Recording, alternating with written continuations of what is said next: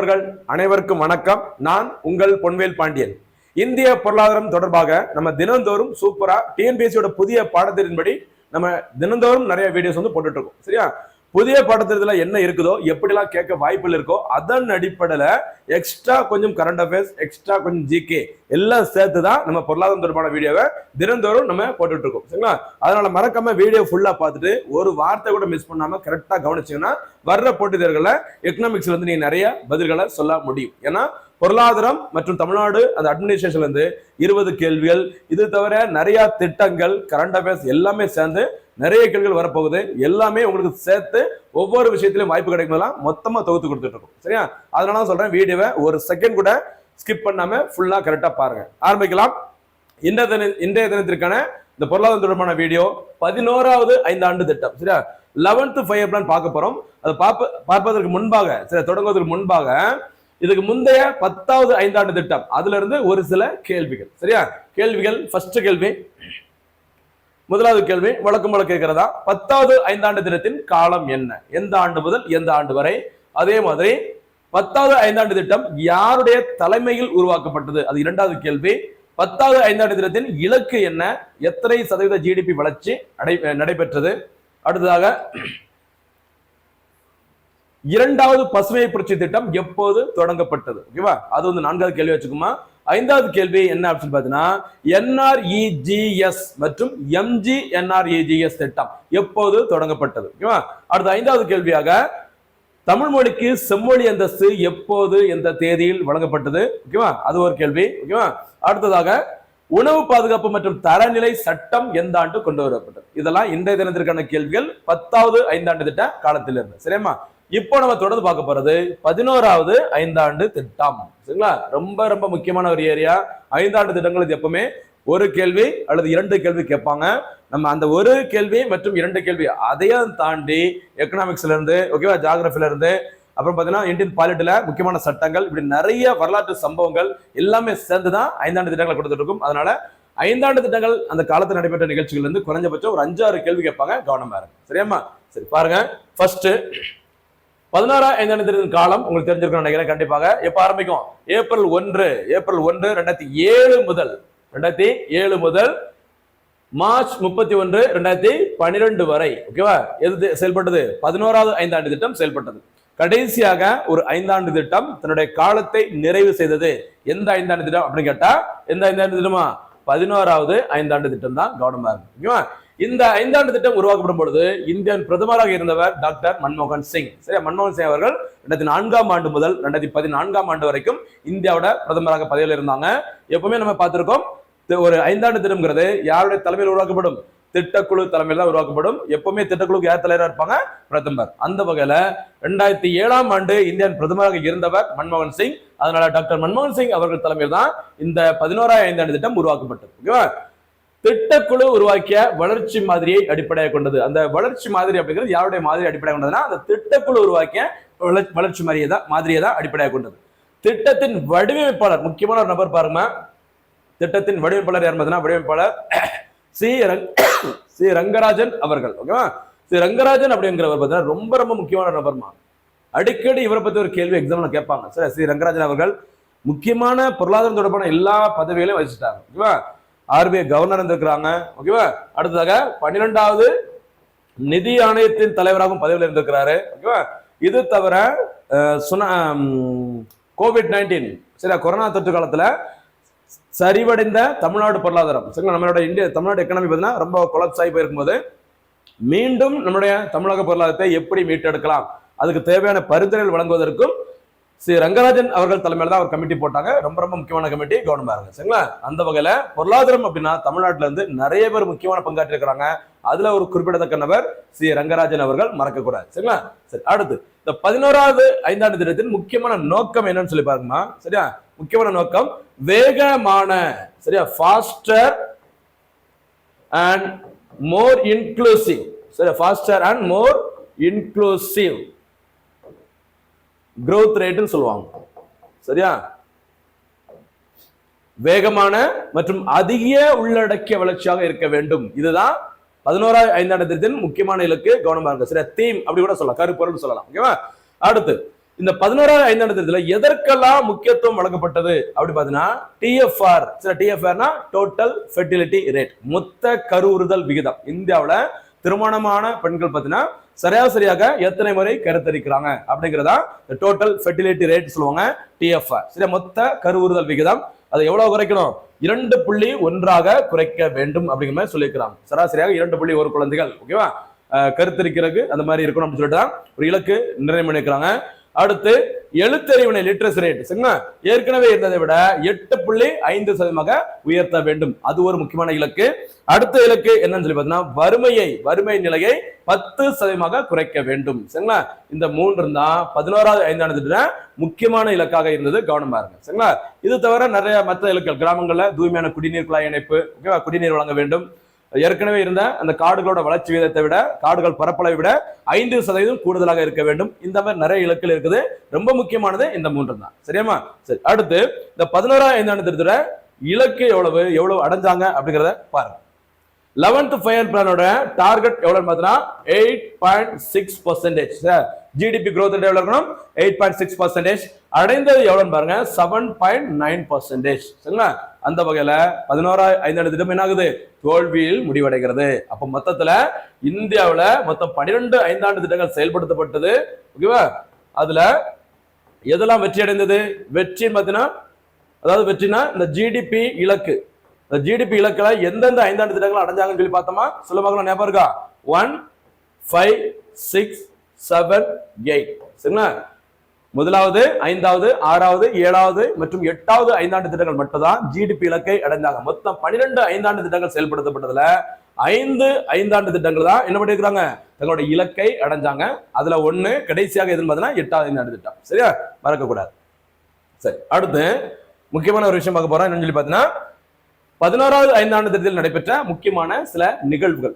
சரியா, தேர்வுகள் எந்த வகையில ஒரு டிஎன்பிஎஸ்சி எக்ஸாம் அப்படின்னா ரொம்ப காம்படிஷன் ஹெவியா இருக்குது. ஓகேவா, திட்டமிட்டு யார் படிக்கிறாங்களோ டெய்லி இன்னைக்கு என்ன படிக்கணும், எதெல்லாம் நம்ம நீங்க முடிச்சிருக்கணும் சொல்லி டார்கெட்டை டெய்லி ரெகுலரா யார் ஃபாலோ பண்றாங்களோ அவங்களுக்குலாம் அந்த எக்ஸாம் ஈஸியா தான் இருக்கும், எவ்வளவு வேகன்சி கம்மியா இருந்தா கூட. சரியா, ஓகே, பாருங்க, நம்ம அவங்களெல்லாம் மனசுல வச்சுக்கிட்டு தான் டெய்லி ஹார்ட் ஒர்க் பண்ணி சூப்பரா படிக்கிறவங்களால உங்களெல்லாம் மனசுல வச்சுக்கிட்டு தான் எக்ஸ்ட்ரா இவ்வளவு எஃபர்ட் எடுத்து நம்ம பண்ணிட்டு இருக்கோம். சரிங்களா, இல்லாட்டினா ஒரு ஐந்தாண்டு திட்டம் எவ்வளவு போதும்? எப்பத்துல இருந்து எப்ப வரைக்கும் ஐந்தாண்டு திட்டம் செயல்பட்டது, திட்டத்தோட ஜிடிபி இலக்கு என்ன, எவ்வளவு அடைஞ்சாங்க, யாருடைய மாதிரி அடிப்படையாக கொண்டது, இது தவிர எந்த துறைக்கு முக்கியத்துவம் இவ்வளவு தெரிஞ்சா போதும். இதுதான் உங்க ஸ்கூல் புக்ல கூட இருக்கும். நம்ம அதையும் தாண்டி புனிதமானது அந்த மாதிரி இவ்வளவு விஷயங்களை உங்களுக்காக ரெடி பண்ணி வச்சிருக்கோம். தயவுசெய்து மேக் இட் யூஸ்ஃபுல் அப்படிங்கிற மாதிரி வார்த்தை தான் நான் அடிக்கடி யூஸ் பண்ணேன். கவனமா இருக்கும். சரியாமா? சரி, பாருங்க, முக்கிய நிகழ்வுல ஃபர்ஸ்ட் ஆதார் கார்டு உருவாக்கப்பட்டது. இந்தியாவுல முதல் முறையாக இந்த ஆதார் அப்படிங்கிற அந்த அடையாள அட்டையானது அறிமுகப்படுத்தப்பட்ட வருஷம் எந்த வருஷம் பார்த்தீங்கன்னா 2006. மறக்க கூடாது. சரிங்களா, ஏன்னா நிறைய பேர் டக்குனு இதுல எப்போ இதை கேள்வி கேட்பாங்கன்னு சொல்லவே முடியாது. இந்த ஆதார் அறிமுகப்படுத்தப்பட்டது 2009. ஓகேவா, ஆதார்ல எத்தனை நம்பர் இருக்கும்? மொத்தம் 12 இலக்க எண். சரி, 12 டிஜிட் நம்பர் இருக்கும். ஆதார் சட்டம் கொண்டு வரப்பட்டது 2016. அதே மறந்துடக்கூடாது. சரிங்களா, ஆதாரை கட்டுப்படுத்தும் அந்த தலைமை அமைப்புக்கு என்ன பேரு? UIDAI. சரியா, UIDAI முன்னாடி நம்ம டீடைல் பார்க்க போறோம். சரி, unique identification authority of India. இந்த UIDAI தான் ஆதாருக்கான தலைமை அமைப்பு. இந்த அமைப்பு தான் ஆதார் வந்துட்டு கொடுத்துருக்காங்க. ஆதார் அறிமுகப்படுத்தப்பட்ட வருஷம் எந்த வருஷம் பார்த்தீங்கன்னா 2009 அப்படின்னாலே நிறைய முக்கியமான சம்பவங்கள் இருக்கு. கவனமா இருங்க. சரியாமா? அடுத்து கல்வி உரிமை சட்டம், ரைட் டு எஜுகேஷன் ஆக்ட். இதெல்லாம் ரொம்ப டீடைலா பார்க்க வேண்டியதுல ஜஸ்ட் ஓரளவுக்கு டச் பண்ணா போதும். கல்வி உரிமை சட்டம், அதன்படி 6 முதல் 14 வயதுக்குட்பட்ட குழந்தைகளுக்கு கட்டாய மற்றும் இலவச கல்வி வழங்கப்படுகிறது. எந்த வருஷம் சட்டம்? 2009 தான். ஓகேவா, கல்வி உரிமை சட்டம் 2009. இதுவும் நிறைய போட்டித்தர்களை கேட்டது. அடுத்து ஒரு முக்கியமான ஒரு ஏரியா பாருங்க, சட்டம் பாருங்க, இந்தியன் பாலிட்டி தொடர்பான விஷயங்களை நம்ம எவ்வளவு கவர் பண்றோம் அப்படின்னு சொல்லிட்டு.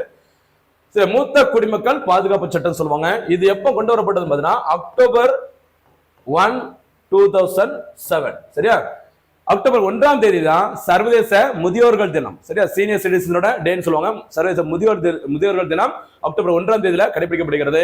அதை முன்னிட்டு 2007ஆம் ஆண்டு இந்தியாவில் மூத்த குடிமக்களை பாதுகாப்பதற்கான ஒரு சட்டம் நிறைவேற்றப்பட்டது. சரிங்களா, அதே வருஷத்துல நம்ம முன்னாடியே பழைய பசங்கள் நான் சொல்லியிருப்பேன். எந்த வருஷம்? 2007ல. சரியா, 2007ஆம் ஆண்டு முதல் முறையாக பார்த்தீங்கன்னா 2020 உலக கோப்பை. சரியா, எல்லாத்துக்கும் பிடிச்ச ஒரு முக்கியமான ஒரு கிரிக்கெட் ஃபார்மேட் எது பார்த்தீங்கன்னா 2020. இந்த 2020க்கான முதல் உலகக்கோப்பை கிரிக்கெட் போட்டி நடைபெற்ற இடம் சவுத் ஆப்பிரிக்கா. ஓகேவா? அதுல சாம்பியன் பட்டத்தை வென்றது யாருமா? நம்முடைய இந்திய அணிதான். MS தோனி. சரியா? MS தோனி தலைமையிலான இளம் வீரர்களை கொண்ட, அதாவது குழந்தை பசங்களை கொண்ட இளம் வீரர்களை கொண்ட இந்திய அணி சாம்பியன் பட்டத்தை வின் பண்ணாங்க. இனாகுரல் எடிஷன் ஆஃப் இந்த T20 வேர்ல்டு கப். ஓகேவா?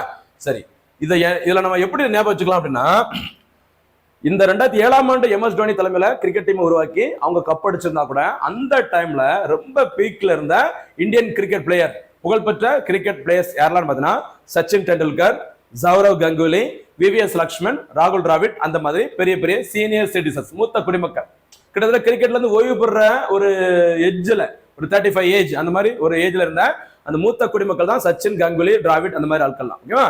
அவங்கெல்லாம் ஒரு ஃபாரின் ஒரு டூர்ல, ஓகேவா, டெஸ்ட் மேட்ச்ல விளையாடிட்டு இந்தியாவுக்கு திரும்ப வரும்போது தான் இந்த 2020 வேர்ல்டு கப் வந்து நடத்துறாங்க 2007ல.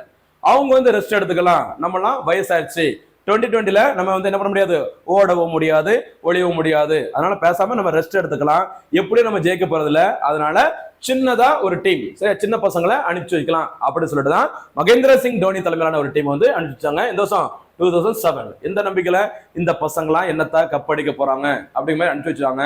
ஆனா அந்த 2020 வேர்ல்டு கப்பை யார் வின் பண்ணிட்டா? இந்திய அணி வின் பண்ணிட்டாங்க. அப்ப கண்டிப்பா யாருக்கு வயிறு எரியும்? அந்த முதியோர்களுக்கு, சச்சின், கங்குலி மாதிரி முதியோர்களுக்கு கண்டிப்பா வயிறு எரியதான் செய்யும், டென்ஷன் ஆகும், கோவத்துல ஒரு கோபப்படுறதுக்கு வாய்ப்புகள் இருக்குது. சரியா? அதனால அந்த வயிறெறிஞ்ச அந்த மூத்த குடிமக்கள், ஓகேவா, அவங்ககிட்ட இருந்து யார பாதுகாக்கணும்? MS தோனி தலைமையிலான அந்த குழந்தை பசங்க, சின்ன பசங்களை பாதுகாக்க வேண்டும். அதற்காக தான் ஒரு அமைப்பு உருவாக்கப்பட்டது. அந்த அமைப்பின் பெயர் தான் national commission for protection of child rights act. சரிங்களா? தேசிய குழந்தைகளுக்கான உரிமைகள், சரிங்களா, பாதுகாப்பு ஆணையம், national commission for protection of child rights, குழந்தைகள் பாதுகாப்பிற்கான ஒரு தேசிய ஆணையம் உருவாக்கப்பட்டது. எப்படி லிங்க் பண்ணி சொல்றேன் ஞாபகம் இருக்குதா? மூத்த குடிமக்கள் அவங்களுக்கான பாதுகாப்பு சட்டம் 2007ல கொண்டு வந்தாங்க. இந்த மூத்த குடிமக்கள்ங்கிறது நம்ம கிரிக்கெட்டை ஞாபகம் வச்சுக்கலாம். சரிங்களா? மூத்த குடிமக்கள் 2020 கிரிக்கெட்ல இருந்து நான் விளையாட முடியும்னு சொல்லி ஒதுங்கி போறாங்க. கப் அடிச்சுட்டு வந்தது சின்ன பசங்க, குழந்தை பசங்க, தோனி தலைமையிலான குழந்தை பசங்க கப் அடிக்கிறாங்க. சரியா? அதனால மூத்த குடிமக்களோட அந்த வயிற்றுச்சல் இருந்து பாதுகாக்க வேண்டும் யார? குழந்தை பசங்களை. அதனால அவங்களுக்கான உரிமைகள் ஆணையம் உருவாக்கப்பட்டது. அப்போ மூத்த குடிமக்கள் சொல்ற அந்த சட்டம் 2007, குழந்தைகள் பாதுகாப்பு ஆணையம் 2007, நடுவுல 2020 வேர்ல்டு கப் தான் இதுக்கு காரணமா இருக்கு. அதை ஞாபகம் வச்சுக்கோங்க, மறக்க கூடாது. சரியாமா? அடுத்து பாருங்க, மும்பை அட்டாக். சரி, மும்பைல ஒரு தீவிரவாத தாக்குதல் நடைபெற்றது, கண்டிப்பா தெரிஞ்சிருக்கும். நவம்பர் 28, 2008. சரியா? ரீசெண்டா இந்தியா பாகிஸ்தான் இடையே ஒரு போர் ஏற்படுற மாதிரி பெரிய சூழல் வந்து இப்போதைக்கு ஒரு அமைதியா ஒரு சூழல் போயிட்டு இருக்குது. இதுக்கு முன்னாடி இப்போ வந்து இந்த பகல்காம் தாக்குதல் நடைபெற்று இருக்குது. ஓகேவா? இப்போ நடைபெற்ற சம்பவம்.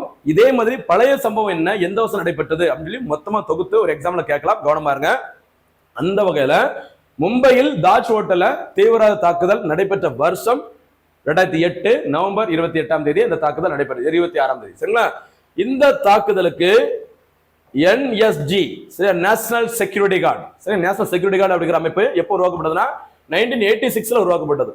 1984ஆம் ஆண்டு, ஓகேவா, யாரு 84ஆம் ஆண்டு இந்திரா காந்தி அம்மையார் பார்த்தீங்கன்னா படுகொலை செய்யப்பட்டாங்க. ஓகேவா? 1984ல நம்ம ஏற்கனவே பார்த்ததான் பஞ்சாப் மாநிலம் அமிர்தசரஸ்ல பொற்கோவில்ல இந்திய ராணுவத்தை அனுப்பிச்சுட்டு ஒரு ராணுவ நடவடிக்கை மேற்கொண்டாங்க அப்போதைய பிரதமர் இந்திரா காந்தி அம்மையார். அந்த ராணுவ நடவடிக்கைக்கு என்ன பேரு? Operation blue star. சரியா? Blue star 1984.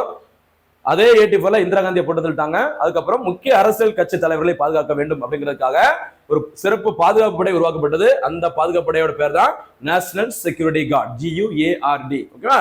அந்த அமைப்பு இந்த மும்பை தீவிர தாக்குதலுக்கு எதிராக ஒரு பதிலடி தாக்குதலை மேற்கொண்டாங்க. அந்த தாக்குதலுக்கு தான் என்ன பேரு அப்படின்னு பார்த்தீங்கன்னா ஆபரேஷன் டொர்னாடோ. ஆபரேஷன் டொர்னாடோ அப்படின்னா என்னன்னு கேட்கலாம். ஏன்னா இந்த பகல்காம் தாக்குதலுக்கு இந்தியா மேற்கொண்ட பதிலடி தாக்குதல் ஆபரேஷன் சிந்தூர். அதெல்லாம் நம்ம மொத்தமா தனியா கண்டத்துல பார்க்கலாம். இப்படி ஏதோ ஒரு ஆபரேஷன் கொடுத்து மொத்தமா கேட்க சான்சஸ் இருக்குது. மும்பை தீவிர தாக்குதலுக்கு NSG மேற்கொண்ட பதிலடி தாக்குதலுக்கு என்ன பேர் சொல்லி கேட்கலாம்? Operation tornado. மறக்க கூடாது. சரியாமா? அடுத்ததாக இன்னொரு முக்கியமான ஒரு வரலாற்று சம்பவம். சரியா? ARR அல்லா ரஹ்மான் அப்படி சொல்ற AR ரஹ்மான் அவர்களுக்கு, ஓகேவா, ஆஸ்கார் விருது கொடுத்தாங்க. எந்த வருஷம்?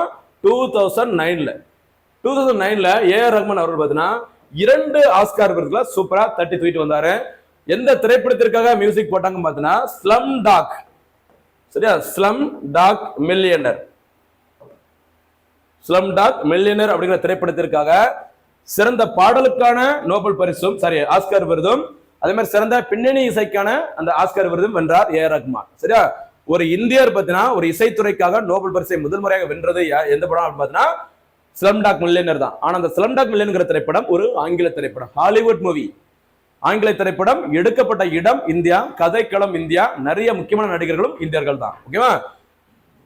இதை ஏன் சொல்றேன் அப்படின்னா ட்ரிபிள் ஆர் அப்படிங்கிற திரைப்படம் தெரிஞ்சு நினைக்கிறேன். சரி, ராஜமௌலி இயக்கிய ட்ரிபிள் ஆர் அந்த திரைப்படத்தில் பெற்ற அந்த நாட்டு இந்த கழுதையும் குதிரையும் அப்படி இப்படி டான்ஸ் ஆட பாட்டுருக்கோம்ல, அந்த பாடலுக்கு சூப்பரா ஒரு டான்ஸ் ஆடி பயங்கரமா கலக்கிருப்பாங்க.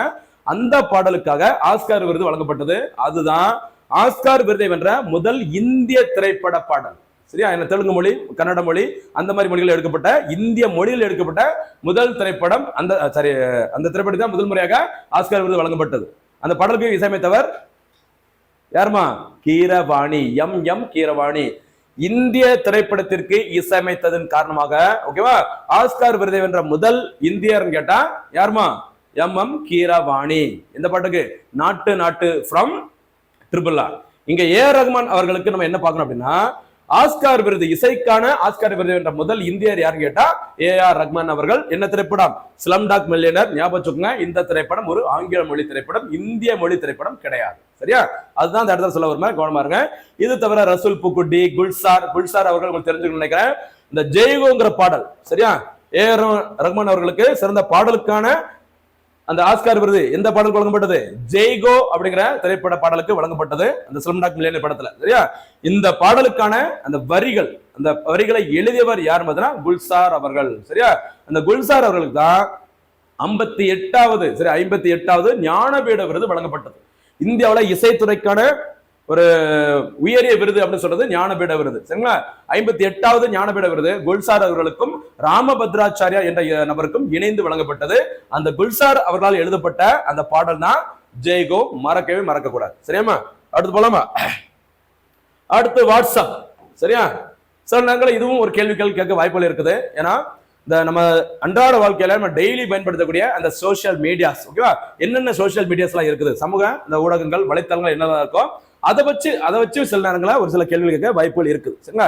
எந்த ஆண்டு அறிமுகப்படுத்தப்பட்டது, யாரால் உருவாக்கப்பட்டது, அந்த மாதிரி கேட்கலாம். கொஞ்சம் கவனமா இருங்க. சரிங்களா? அந்த வகையில தவிர்க்க முடியாத முக்கியமான ஒரு சோசியல் மீடியா, நல்ல விஷயங்கள் இருக்கு, நிறைய கலவரங்கள், பிரச்சனை எல்லாமே கலை போடுறது எங்க இருந்தா? இந்த வாட்ஸ்அப்ல இருந்தா. அந்த வாட்ஸ்அப் அறிமுகப்படுத்தப்பட்ட வருஷம் எப்பன்னு பாத்தீங்கன்னா 2009. சரியா? 2009 இது யார் வந்து அறிமுகப்படுத்தா பார்த்தீங்கன்னா பிரையன் ஆக்டன் மற்றும் ஜான் KOUM. இந்த இரண்டு நபர்களால தான் இன்னைக்கு நம்ம டெய்லி தூங்கி முழிக்கிறதும் அதுதான். சரியா? தூங்கும் போதும் அதுதான். எல்லாமே எதுதான் முடிச்சிட்டு இருக்கோம்? வாட்ஸ்அப்ல தான். ஓகேவா? இந்த வாட்ஸ்அப் அறிமுகப்படுத்தினது பிரையன் ஆக்டன் மற்றும் ஜான் கோவ். ஓகேவா? இது எப்படி நான் வச்சுக்கலாம்? பிரையன் எக்ஸ்ட்ரா ஒரே ஒரு வேர்ட் மட்டும் சேர்த்துக்கோங்க, பிரியாணி. சரியா? பிரியாணிங்கிற வார்த்தை ஞாபகம் வச்சுக்கோங்க. பிரியாணி கொடுக்கலன்னு சொல்லிட்டு நம்ம டெய்லி வாட்ஸ்அப்ல ஸ்டேட்டஸ் எல்லாரும் வைக்கிறாங்க. சரியா? இன்னைக்கு என்ன ஸ்டேட்டஸ் வைங்க அப்படின்னா பிரியாணி கொடுக்கல அப்படின்னு சொல்லிட்டு இந்த KOUM. இது சாதாரண கிராமங்கள்ல என்ன மாதிரி பசங்களா அது எப்படி சொல்லுவாங்க அப்படின்னா கோவம், KOUM. சரி, கோவம்னு சொல்ல வேண்டாம், KOUம்ங்கிறத கோவம் அப்படின்னு நினைச்சுக்கோங்க. பிரியாணி கொடுக்கல அப்படின்னு சொல்லிட்டு கோவப்பட்டது யாரு? ஜான் அப்படின்னு சொல்லி ஸ்டேட்டஸ்ல வைங்க. இல்லாட்டினா பிரியாணி கொடுக்கல அப்படின்னு சொல்லிட்டு ஆக்ஷன்ல இறங்கினது யாரு? ஜான். இப்படி ஒரு ஸ்டேட்டஸ்ல வைங்க. லைஃப்லயே உங்களுக்கு மறக்காது இந்த வாட்ஸ்அப்பை யார் அறிமுகப்படுத்தினாங்க அப்படிங்கிறது. சரிங்களா? இது தவிர விடுதலை புலிகள் இயக்கத்தின் தலைவர், LTT சொல்லுவாங்கல்ல, liberation of Tamil tiger Eelam, அந்த LTTயோட தலைவராக இருந்தவர் விடுதலை புலிகள் தலைவர் யாரு உங்களுக்கு தெரிஞ்சிருக்கும்? யாருமா விடுதலை புலி தலைவர்? பிரபாகரன் அவர்கள். அந்த பிரபாகரன் அவர்களை சரிங்களா போட்டு தள்ளது, கொலை செய்யப்பட்ட வருஷமும் 2009 தான். இப்ப விடுதலை புலிகள் தலைவர் பிரபாகரன் அவர்கள் கொல்லப்பட்டது எதன் மூலம் தெரிஞ்சுக்கிட்டோம்? வாட்ஸ்அப் செய்தி மூலமா தான் தெரிஞ்சுக்கிட்டோம் அப்படிங்கறத ஞாபகம் வச்சுக்கோ, மறக்க கூடாது. சரிங்களா? ஓகே. அடுத்து இன்னொரு முக்கியமான ஒரு சம்பவம், எக்கனாமிக்ஸ் தொடர்பான ஒரு முக்கியமான சம்பவம் பாருங்க. Currency symbol. இந்தியாவுல ரூபாய் நோட்டிற்கான அந்த சிம்பல் உங்களுக்கு தெரிஞ்சுக்கணும்னு நினைக்கிறேன். சரிங்களா? யார் வடிவமைத்ததுமா?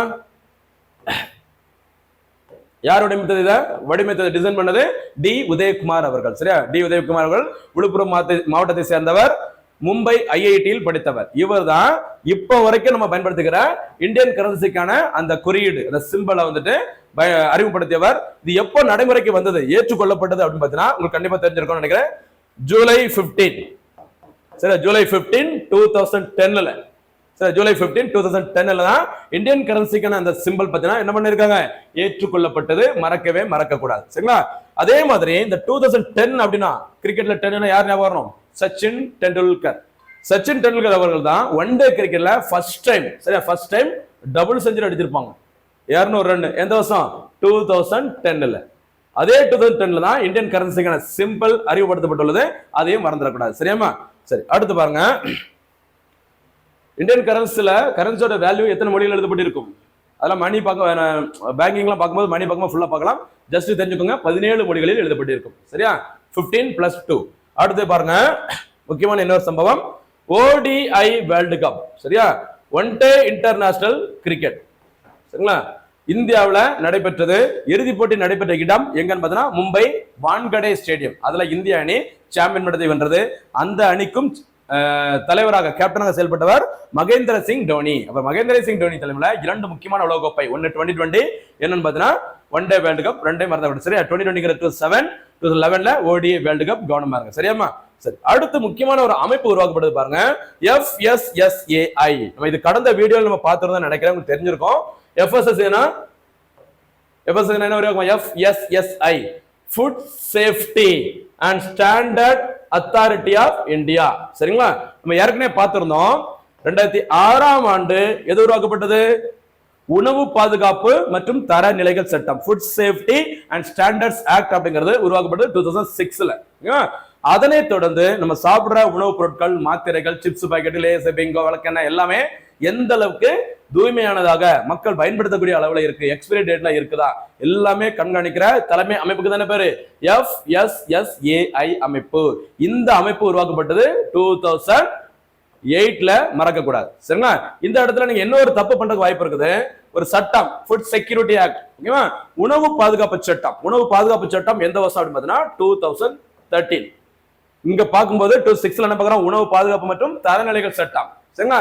இங்க பாக்குறது உணவு பாதுகாப்பு சட்டம். ரெண்டுக்குமே ஒரே வேர்டு வரும், ஆனா இங்கிலீஷ்ல அந்த வேர்டு வேற, சரிங்களா? இங்க பாக்குறது ஃபுட் சேஃப்டி. 2006ல ஃபுட் சேஃப்டி, நம்ம சாப்பிடுற உணவுப் பொருட்கள் சேஃபா இருக்குதா, உடல் நலத்திற்கு தகுந்ததா, சரிங்களா? அதான் ஃபுட் சேஃப்டி அண்ட் ஸ்டாண்டர்ட் ஆக்ட்னு சொல்லுவாங்க, சரியா? இங்க பாக்குறது இந்தியாவில் இருக்க அனைவருக்கும், ஏழைகளுக்கும், வறுமை கொடுக்கையில் இருக்கிற ஏழைகளுக்கும், முதியோர்களுக்கும் உணவு தானியங்கள் கிடைக்க வேண்டும். அதற்காக தான் ஃபுட் செக்யூரிட்டி ஆக்ட் அப்படிங்கிறத கொண்டு வந்தாங்க, சரியா? உணவு பாதுகாப்பு சட்டம், ரெண்டும் தமிழ்ல மீனிங் ஒண்ணுதான், சரியா? உணவு பாதுகாப்புங்கிற வார்த்தை வரும், இங்க ஃபுட் சேஃப்டி 2006ல ஃபுட் சேஃப்டி, இங்க ஃபுட் செக்யூரிட்டி, கவனமா இருக்கு, சரியாமா?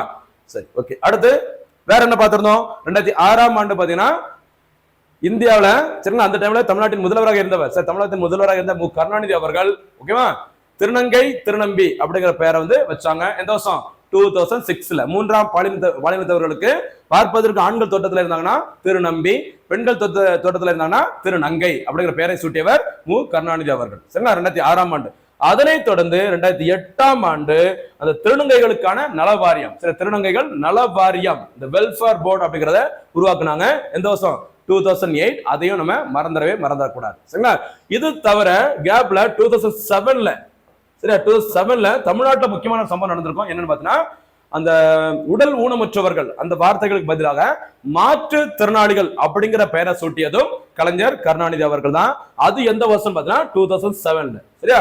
2006ஆம் ஆண்டு திருநங்கை திருநம்பிங்கிற பெயர் மாற்றம், 2007ஆம் ஆண்டு மாற்றுத்திறனாளிகளுக்கான அந்த பெயர் மாற்றம் நலவாரியம், 2008ஆம் ஆண்டு திருநங்கைகளுக்கான நலவாரியம். இது எல்லாமே எப்போது நடைபெற்ற சம்பவங்கள்மா, 11வது ஐந்தாண்டு திட்ட காலத்தின் போது நடைபெற்ற முக்கியமான சம்பவங்கள், சரிங்களா? இப்ப என்னெல்லாம் பார்த்திருக்கோம், ஆதார் கார்டு 2009 அறிமுகப்படுத்தப்பட்டது, ஓகேவா?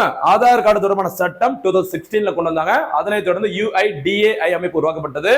அடுத்து கல்வி உரிமை சட்டம், சரியா, 2009ல கொண்டு வந்தாங்க. 6 முதல் 14 வயதுக்கு உட்பட்டவர்களுக்கு கட்டாய மற்றும் இலவச கல்வின்னு சொல்லியிருந்தாங்க.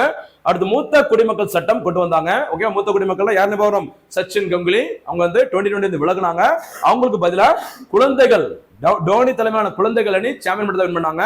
அதனால இந்த மூத்த குடிமக்கள்கிட்ட இருந்து குழந்தைகளை பாதுகாப்பதற்கு என்ன கொண்டு வந்தாங்க, குழந்தைகள் பாதுகாப்பு ஆணையம் உருவாக்கப்பட்டது. அதே மாதிரி மூத்த குடிமக்களை பாதுகாப்பதற்காகவும் அந்த 2007ஆம் ஆண்டு சட்டம் கொண்டு வரப்பட்டது. சரிங்களா? அடுத்து மும்பை தீவிர தாக்குதல் நடைபெற்றது 2009ல, கவனமா இருங்க. அடுத்து ஏஆர் ரஹ்மான் அவர்களுக்கு ஆஸ்கார் விருது 2009, மறந்துடக்கூடாது. என்ன திரைப்படம்? ஸ்லம் டாக் மில்லியனர், ஜெயகோ பாடல், மறந்துடக்கூடாது. சரிங்களா? அடுத்து வாட்ஸ்அப் அறிமுகப்படுத்தினாங்க. கரன்சி சிம்பல் ரொம்ப முக்கியமானது, உதயகுமார் அவர்களால் அறிமுகப்படுத்தப்பட்டது கரன்சி சிம்பல். அடுத்து ஓடிஐ வேர்ல்டு கப், FSSAI, இதுவும் ரொம்ப முக்கியமான ஒரு பொருளாதாரம் தொடர்பான அமைப்பு. இது எல்லாமே 11வது ஐந்தாண்டு திட்ட காலத்தில் நடைபெற்ற முக்கிய சம்பவங்கள். சரியா? அடுத்ததாக நம்ம இப்ப என்ன பார்க்க போறோம் அப்படின்னு பார்த்தீங்கன்னா 12வது ஐந்தாண்டு திட்டம். 11th ஃபயர் பிளான் முடிச்சாச்சு. அடுத்து கடைசியாக அறிவிக்கப்பட்ட ஒரு 5ஆண்டு திட்டம். எத்தனை ஐந்தாண்டு திட்டமா?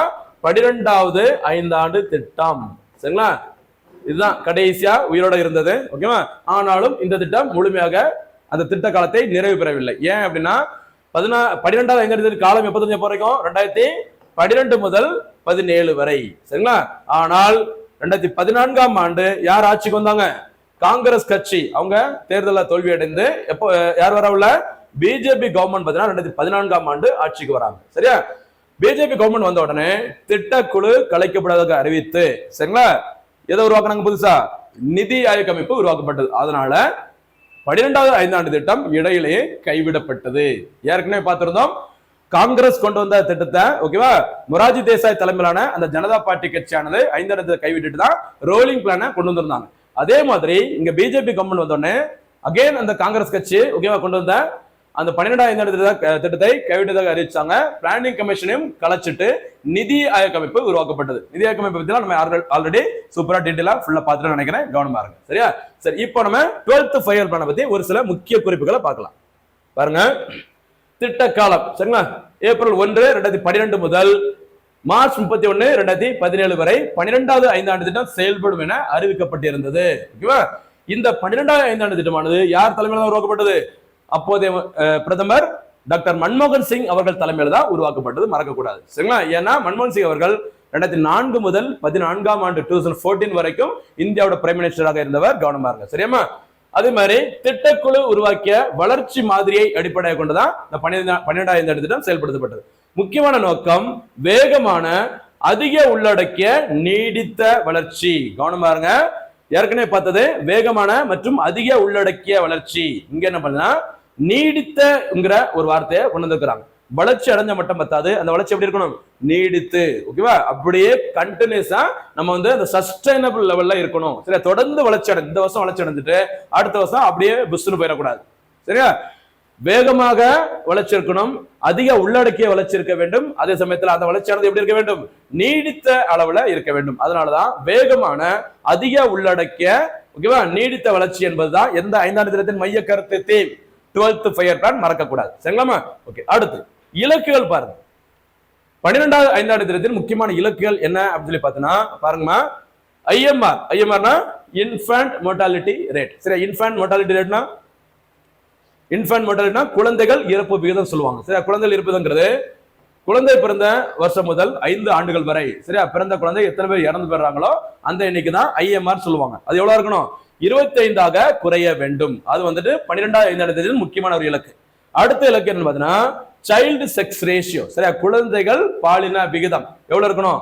950 இருக்க வேண்டும். சரி, 2011 சென்சஸ்ல இது எவ்வளவு இருந்து பார்த்தீங்கன்னா 914 இருந்துச்சு. சரி, 15வது மக்கள் தொகை கணக்கெடுப்புல இந்த 12வது இடத்துல இலக்கு எவ்வளவு பண்ணிருக்காங்க? 950 டார்கெட் பிக்ஸ் பண்ணிருக்காங்க. மறந்துடக்கூடாது. சரிங்களா? அடுத்து பாருங்க, அடுத்த முக்கியமான இலக்கு TFR. சரி, டோட்டல் ஃபெர்டிலிட்டி ரேட். இது நம்ம ஏற்கனவே பார்த்ததுதான். சரியா? மொத்த கருவுறுதல் விகிதம். டக்குனு ஞாபகம் வரும். மொத்த கருவுறுதல் விகிதம் எப்படி 2.1 வரும்? சரியா? ஒன்னு ஒரு குழந்தையா இருக்கணும், இல்லைன்னா 2 குழந்தையா இருக்கணும். அப்படிங்கிற நமக்கு சந்தேகம் வரும். சரிங்களா? ஏன் இந்த 2.1 அப்படி வருது அப்படின்னா, இப்ப சில பெண்களுக்கு ஓகேவா கருவுறுதல் விகிதம், அந்த கருவுறுதலோட எண்ணிக்கை 5ஆக இருக்கலாம், சில பேருக்கு 3ஆ இருக்கலாம், சில பேருக்கு பார்த்தீங்கன்னா 2ஆ இருக்கலாம். இப்படி அந்த கருவுறுதல் விகிதம் மாறி மாறி வரும்போது சராசரியை பார்க்கும்போது தான் அந்த 0.5 சரியா அல்லது 2.1 அந்த மாதிரி சராசரியை பார்க்கும்போது மாறி வரும். கவனமா இருங்க. ஓகேவா? சரி, அடுத்து பாருங்க, வறுமை. சரிங்களா? பாவர்ட்டி ரேஷியோ 10% குறைக்கப்பட வேண்டும். அதே மாதிரி புதிதாக 5 கோடி பேருக்கு வேலை வாய்ப்புகளை வழங்க வேண்டும். இது எல்லாமே எந்த ஐந்தாண்டு திட்டத்தின் முக்கிய இலக்காக இருந்தது? 12வது ஐந்தாண்டு திட்டத்தின் முக்கியமான இலக்காக இருந்தது. சரிங்களா? இனிமே அடுத்த வீடியோல நம்ம என்ன பார்க்க போறோம் அப்படின்னு பார்த்தீங்கன்னா 12வது ஐந்தாண்டு திட்டம். சரி, அந்த 12வது ஐந்தாண்டு திட்டத்திற்கான முக்கியமான சம்பவங்கள், ஓகேவா, வேற என்ன ஒரு சில பொருளாதாரம் தொடர்பான அப்புறம் பார்த்தீங்கன்னா சப்ஜெக்ட் தொடர்பான சில விஷயங்களை அடுத்த வீடியோ நம்ம தொடர்ந்து பார்க்கலாம். அதற்கு முன்பாக இந்த 11வது ஐந்தாண்டு திட்டம் தொடர்பான ஒரு சில கேள்விகளை இப்ப நான் கேட்டுறேன். ஏற்கனவே 10வது ஐந்தாண்டு திட்டத்துல இருந்து ஒரு சில கேள்விகள் கேட்டாச்சு. சரிங்களா? பினிஷிங்லயும் பாத்தீங்கன்னா நமக்கு டைம் இல்லை, அதனால 11வது ஐந்தாண்டு திட்டத்துல இருந்து ஒரு சில கேள்விகளை இப்ப நான் கேட்க விரும்புறேன். சரிங்களா? ஃபர்ஸ்ட் கேள்வி என்னன்னு சொல்லி பாருங்க. இந்த தினத்திற்கான செகண்ட் பார்ட், இந்த 11வது ஐந்தாண்டு திட்டத்திலிருந்து ஒரு சில கேள்விகள். என்ன கேள்விகள் அப்படின்னா, வழக்கமாக கேட்கிற ஃபர்ஸ்ட் கேள்வி 11வது ஐந்தாண்டு திட்டத்தின் காலம் என்ன, எப்பத்துல இருந்து எப்போ வரைக்கும் இருந்தது. ஓகேவா? அடுத்ததாக இரண்டாவது கேள்வி 11வது ஐந்தாண்டு திட்டத்தின் வடிவமைப்பாளர் யார், இது வந்து இரண்டாவது கேள்வி. மூன்றாவது கேள்வி என்ன அப்படின்னு சொல்லி பார்த்தீங்கன்னா முக்கியமான கேள்வி, 11வது ஐந்தாண்டு திட்டத்தின் மைய கருத்து, தீம் என்ன அப்படிங்கறத சொல்லுங்க, அது மூன்றாவது கேள்வி. நான்காவது கேள்வி என்ன அப்படின்னு பார்த்தீங்கன்னா 11வது ஐந்தாண்டு ஜிடிபி இலக்கு எவ்வளவு அடைஞ்சாங்க அப்படிங்கிற நான்காவது கேள்வி. ஐந்தாவது கேள்வி என்ன அப்படின்னு பார்த்தீங்கன்னா FSSAI அப்படிங்கிற அமைப்பானது எப்போது உருவாக்கப்பட்டது. ஓகேவா? அது வந்து ஐந்தாவது கேள்வி.